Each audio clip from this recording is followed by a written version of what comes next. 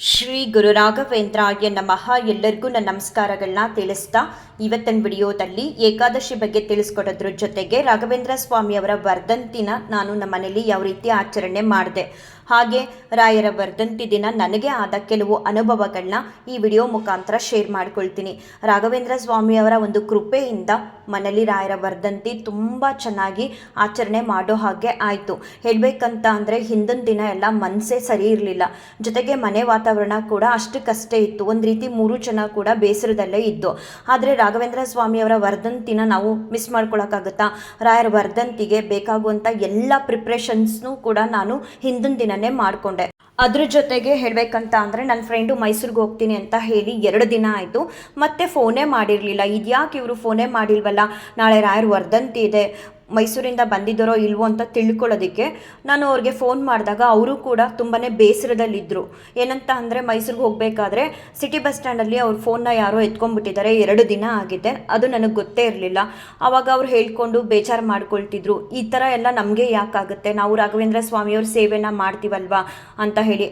ಹೇಳಬೇಕಂತ ಅಂದರೆ ನನ್ನ ಫ್ರೆಂಡು ರೂಪಾ ಅಂತ ಹೇಳಿ, ಅವರು ಕೂಡ ಪ್ರತಿ ಗುರುವಾರ ಅವ್ರ ಮನೇಲಿ ಯಥಾಶಕ್ತಿ ರಾಯರ ಸೇವೆನ ಮಾಡ್ತಾರೆ, ರಾಯರ ಮಠಕ್ಕೆ ಹೋಗ್ತಾರೆ. ಏಕಾದಶಿನೂ ಕೂಡ ಉಪವಾಸ ಇಲ್ಲದೆ ಇದ್ರೂ ಅವ್ರ ಕೈಲಾದಷ್ಟು ಅನ್ನ ಪದಾರ್ಥನ ಸೇವನೆ ಮಾಡದೆ ಏಕಾದಶಿ ದಿನ ಏಕಾದಶಿ ಆಚರಣೆ ಮಾಡ್ತಾರೆ.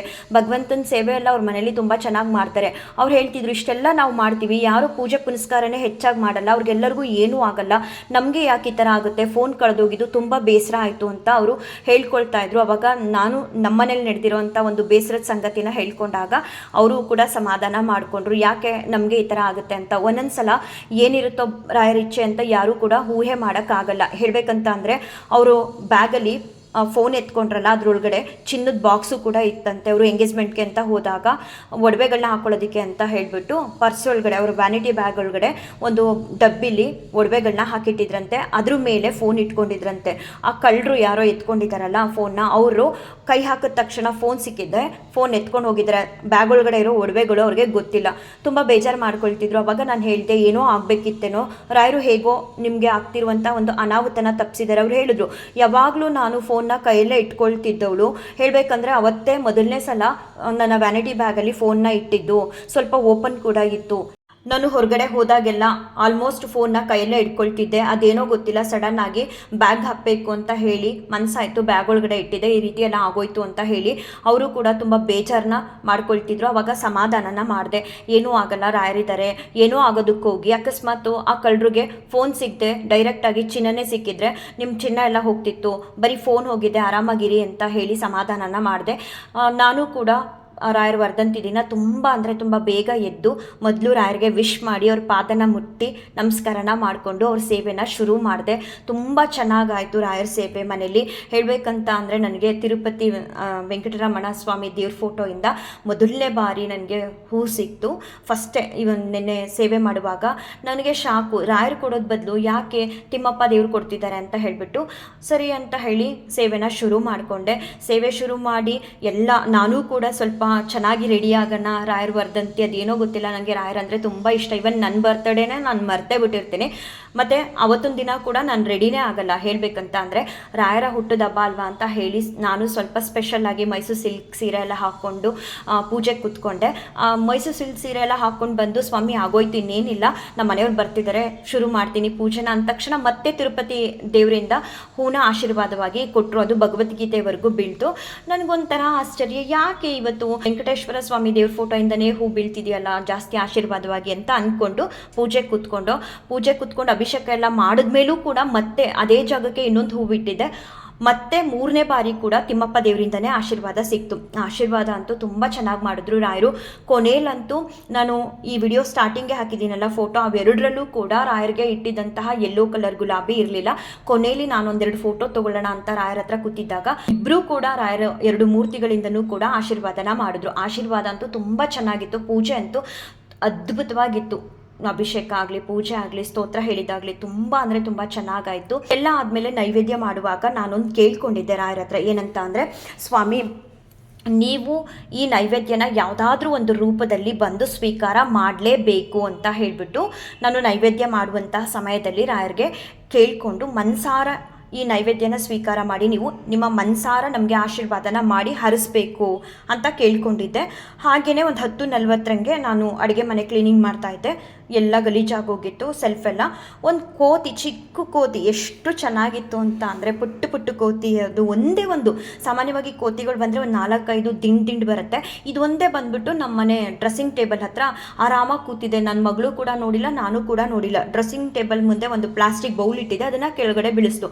ಸಡನ್ನಾಗಿ ನೋಡಿದಾಗ ಈ ಕೋತಿ ಮರಿ ತುಂಬ ಖುಷಿ ಆಯಿತು. ನನಗೆ ತಕ್ಷಣ ಫ್ಲ್ಯಾಶ್ ಆಗಿದ್ದೇನು ಅಂತ ಅಂದರೆ, ರಾಯರಿಗೆ ಬೆಳಗ್ಗೆ ಹೇಳಿದೆ ನೈವೇದ್ಯ ಮಾಡುವಾಗ ಯಾವುದಾದ್ರೂ ಒಂದು ರೂಪದಲ್ಲಿ ಬಂದು ನೀವು ಈ ಪ್ರಸಾದನ ಇವತ್ತು ಸ್ವೀಕಾರ ಮಾಡಲೇಬೇಕು, ಮಾಡಿ ನಮಗೆ ಹರಿಸಲೇಬೇಕು ಮನಸಾರೆ ನೀವು ಅಂತ ಹೇಳಿದ್ದೆ ಅಂತ ತಕ್ಷಣ ನಾನು ರಾಯರಿಗೆ ನೈವೇದ್ಯ ಮಾಡಿದ ಪ್ರಸಾದ ಎಲ್ಲ ಎತ್ತಿ ಒಂದು ಕಡೆ ಇಟ್ಟಿದ್ನೆಲ್ಲ ಎತ್ಕೊಂಡು ಬಂದು ಈ ಕೋತಿ ಮರಿಗೆ ಕೊಟ್ಟೆ. ಅದು ಕೂಡ ತಿಂತು. ತುಂಬ ಅಂದರೆ ತುಂಬ ಖುಷಿ ಆಯಿತು ನನಗೊಂದು ರೀತಿ. ನಾನು ಕೇಳ್ಕೊಂಡಿದ್ದಕ್ಕೂ ನೈವೇದ್ಯ ಮಾಡುವಂಥ ಸಮಯದಲ್ಲಿ ನಿನ್ನೆ ಮಂಗಳವಾರ ಈ ಒಂದೇ ಒಂದು ಕೋತಿ ಮರಿ, ಯಾವೂ ಇಲ್ಲ ಸುತ್ತಮುತ್ತ, ಇದು ಒಂದೇ ಒಂದು ಕೋತಿ ಮರಿ ಬಂದು ಪ್ರಸಾದನ ಸ್ವೀಕಾರ ಮಾಡ್ತು. ತುಂಬ ಅಂದರೆ ತುಂಬ ಖುಷಿ ಆಯಿತು. ಅದಂತೂ ನನಗೆ ಹೆಚ್ಚಿನ ಖುಷಿ ಕೊಡ್ತು.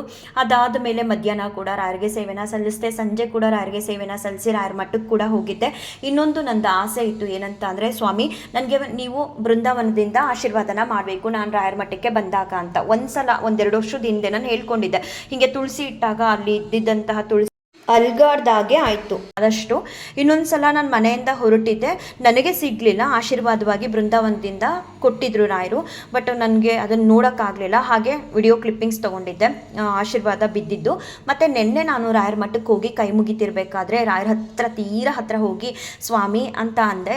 ಆವಾಗ ಒಂದು ಸುಗಂಧರಾಜ ಹೂ ಅಂತ ಹೇಳ್ತಾರಲ್ಲ, ಅದು ಕೆಳಗಡೆ ಬೀಳ್ತು. ತುಂಬ ಜನ ಇದ್ರು. ಚಕ್ರನ ಕೇಳ್ಬಿಟ್ಟು ಹೂನ ಎತ್ತಿಸ್ಕೊಳ್ಳೋಣ ಅಂತ ಅಂದರೆ ಸಿಕ್ಕಾಬಟ್ಟೆ ನಿನ್ನೆ ರಾಯರ ಮಠದಲ್ಲಿ ಜನ ಅಂದರೆ ಜನ ಇದ್ರು.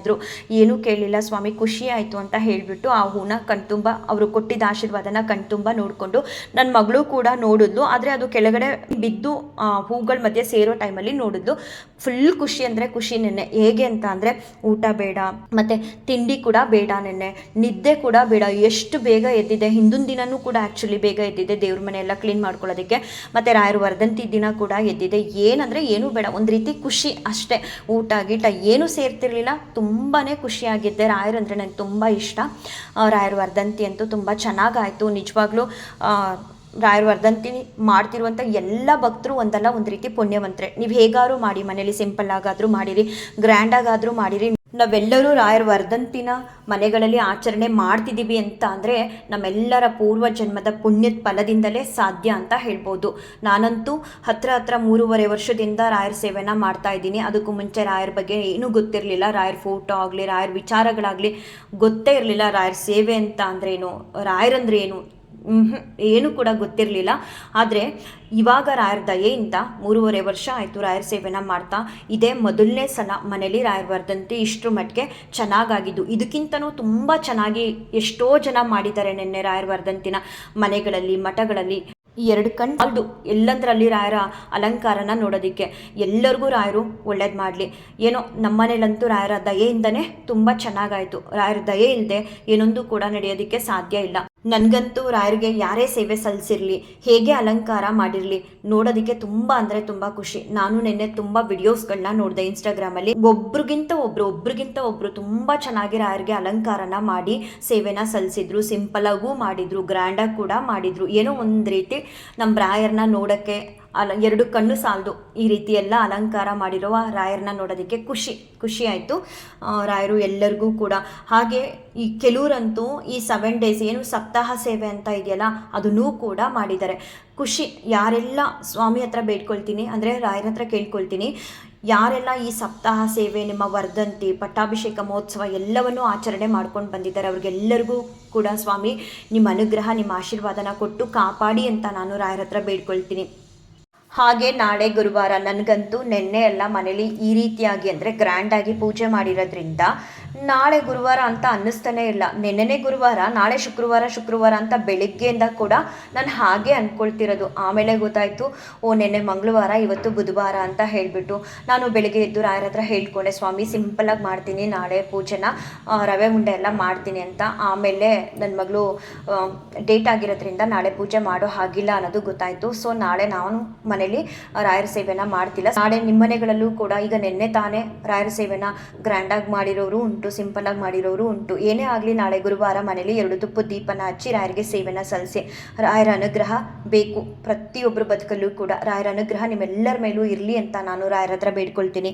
ಇದೇ ಶುಕ್ರವಾರ ಅಂದರೆ 27ನೇ ತಾರೀಕು ಅಮಲಕಿ ಏಕಾದಶಿ ಅಂತ ಬರ್ತಿದೆ. ಈ ಏಕಾದಶಿನ ಸರ್ವತ್ರ ಏಕಾದಶಿ ಅಂತ ಕೂಡ ಹೇಳ್ತಾರೆ. ಪ್ರತಿಯೊಂದು ಏಕಾದಶಿಗಳಿಗೂ ಅದರದೇ ಆದ ವ್ರತಕತೆ ಇದೆ. ಈ ಒಂದು ಏಕಾದಶಿಯ ವ್ರತಕತೆ ಏನು ಅಂತ ಮೊದಲು ತಿಳಿಸ್ತೀನಿ. ಚಿತ್ರಸೇನ ಅಂತ ಒಬ್ಬ ರಾಜ ಇರ್ತಾನೆ.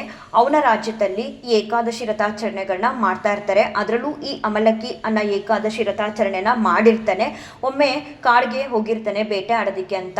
ಅಲ್ಲಿ ಈ ಡಕಾಯಿತರು, ಅದೇ ಕಳ್ಳರು ಬಂದ್ಬಿಟ್ಟು ಅವನ್ನ ಅಟ್ಯಾಕ್ ಮಾಡ್ತಾರೆ. ತುಂಬ ಜನ ಕಳ್ಳರು ಅವನ್ನ ಅಟ್ಯಾಕ್ ಮಾಡಿದಾಗ ಅವನು ಬರ್ತಿದ್ದಂತಹ ಒಂದೊಂದು ಬಾಣಗಳು ಕೂಡ ಹೂವಾಗಿ ಕನ್ವರ್ಟ್ ಆಗ್ತಿರುತ್ತೆ. ಆದರೂ ಅವನಿಗೆ ತುಂಬ ಸುಸ್ತಾಗಿ ಪ್ರಜ್ಞೆ ತಪ್ಪಿ ಬಿದ್ದೋಗ್ಬಿಡ್ತಾನೆ. ಅವನು ಅಂದರೆ ಆ ಚಿತ್ರಸೇನ ಅನ್ನೋ ರಾಜ ಅಮಲಕಿಯನ್ನ ಏಕಾದಶಿ ಆಚರಣೆ ಮಾಡಿರ್ತಾನಲ್ಲ, ಅದ್ರ ಫಲ ಶ್ರೀಹರಿಯ ಅಂದರೆ ಮಹಾವಿಷ್ಣುವಿನ ಅನುಗ್ರಹದಿಂದ ಅವನ ಪ್ರಜ್ಞೆ ತಪ್ಪಿ ಬಿದ್ದಾಗ ಯಾವುದೋ ಒಂದು ರೂಪದಲ್ಲಿ ಬಂದು ಶ್ರೀಹರಿ ಅಲ್ಲಿದ್ದಂತಹ ಎಲ್ಲ ಡಕಾಯಿತರನ್ನು ಸಾಯಿಸಿ ಅಂದರೆ ಸಂಹಾರ ಮಾಡಿಬಿಡ್ತಾನೆ. ಮತ್ತು ಈ ರಾಜನಿಗೆ ಎಚ್ಚರ ಆಗುತ್ತೆ. ಎಚ್ಚರ ಆಗಿ ನೋಡಿದಾಗ ಇದೇನಿದು, ನಾನು ನೋಡಿದ್ರೆ ನನ್ನ ಕೈಲಾಗಲ್ಲ ಅಂತ ಹೇಳಿ ಪ್ರಜ್ಞೆ ತಪ್ಪಿ ಬಿದ್ದುಬಿಟ್ಟಿದ್ದೀನಿ, ನೆಲದ ಮೇಲೆ ಇದ್ದೀನಿ. ನೋಡಿದ್ರೆ ಇವರೆಲ್ಲರನ್ನೂ ಸಂಹಾರ ಮಾಡಿದಾರಲ್ಲ, ಯಾರು ಅಂತ ಅವನು ಪ್ರಶ್ನೆ ಮಾಡಿಕೊಂಡಾಗ ಒಂದು ದಿವ್ಯವಾಣಿ ಹೇಳುತ್ತಂತೆ, ನೀನು ಅಮಲಕಿ ಏಕಾದಶಿನ ಮಾಡಿರೋದ್ರ ಫಲವಾಗಿ ಭಗವಂತ ನಿನಗೆ ಸಹಾಯ ಮಾಡಿದ್ದಾನೆ ಅಂತ ಹೇಳಿ ತಿಳಿಸ್ತಾರಂತೆ. ಪ್ರತಿಯೊಂದು ಏಕಾದಶಿಗಳಿಗೂ ಅದರದೇ ಆದ ಮಹತ್ವ ಅನ್ನೋದು ಇರುತ್ತೆ. ಏನಂತ ಅಂದರೆ ನಾವು ಏಕಾದಶಿ ವ್ರತಾಚರಣೆಗಳನ್ನ ಶ್ರದ್ಧಾ ಭಕ್ತಿ ನಿಷ್ಠೆಯಿಂದ ಆಚರಣೆ ಮಾಡಬೇಕು. ಉಪವಾಸದಲ್ಲಿ ಇಲ್ಲದೆ ಇದ್ರೂ ಪರವಾಗಿಲ್ಲ, ಅವತ್ತೊಂದು ದಿನ ಅನ್ನದಿಂದ ಮಾಡಿರುವಂತಹ ಯಾವುದೇ ಅಡಿಗೆ ಪದಾರ್ಥಗಳನ್ನ ಸೇವನೆ ಮಾಡಬಾರ್ದು. ಮತ್ತು ಹಾಲು, ಹಣ್ಣು, ಎಳ್ನೀರು, ಸಿಹಿ ಅವಲಕ್ಕಿ ಈ ರೀತಿ ಪದಾರ್ಥಗಳನ್ನ ನಾವು ಸೇವನೆ ಮಾಡಿಕೊಂಡು ಕೂಡ ಏಕಾದಶಿ ಆಚರಣೆನ ಮಾಡ್ಬೋದು. ಯಾವುದೊಂದು ಕೂಡ ಅಸಾಧ್ಯ ಅಂತ ಹೇಳಬಾರ್ದು. ನಾವು ಮಾಡುವಂತಹ ಪ್ರಯತ್ನನ ಮಾಡಿದಾಗ ಅಂದರೆ ನಾವು ಒಂದು ಹೆಜ್ಜೆ ಇಟ್ಟರೆ ಭಗವಂತ ನಮ್ಮ ಕೈಲಿ 100 ಹೆಜ್ಜೆನ ಇಡಿಸ್ತಾನೆ.